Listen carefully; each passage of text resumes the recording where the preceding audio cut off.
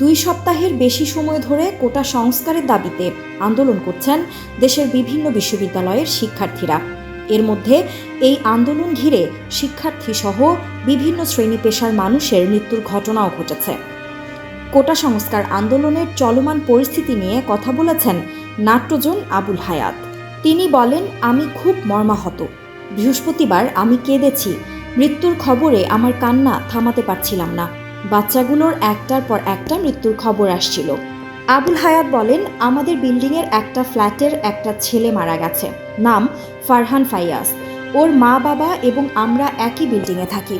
পুরো পরিস্থিতি নিয়ে আমার বলার কিছু নেই। সরকার অনেক দেরি করে ফেলেছে।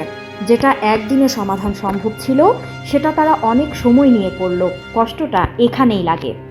আমি অসুস্থ, এখন বেশিরভাগ সময় বাসায় থাকি, কোথাও বের হই না। আমি তো ভাবতেই পারি না ছোট ছোট বাচ্চার সঙ্গে এমনটা হতে পারে।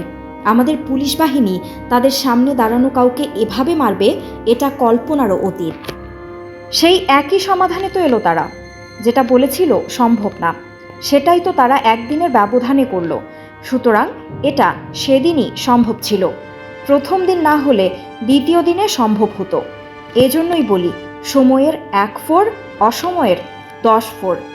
অনেক কষ্ট পেয়েছি। আমি আসলে এই কষ্ট প্রকাশ করতে পারবো না। আমার চোখ এখনও ছলছল করছে। আমি এমন মৃত্যু কোনোভাবেই মেনে নিতে পারিনি। অনেক কিছু মনে আসে, লিখিও না, বলিও না, চুপচাপ থাকি। কিন্তু আমাদের সহ্যেরও তো একটা সীমা আছে। মনেরও তো কষ্ট সহ্য করার ক্ষমতা থাকে। বৃহস্পতিবার কি যে কান্না কেঁদেছি।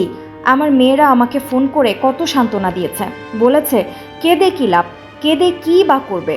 কিন্তু তারপরও আমি কেঁদেছি, না কেঁদে থাকতে পারিনি।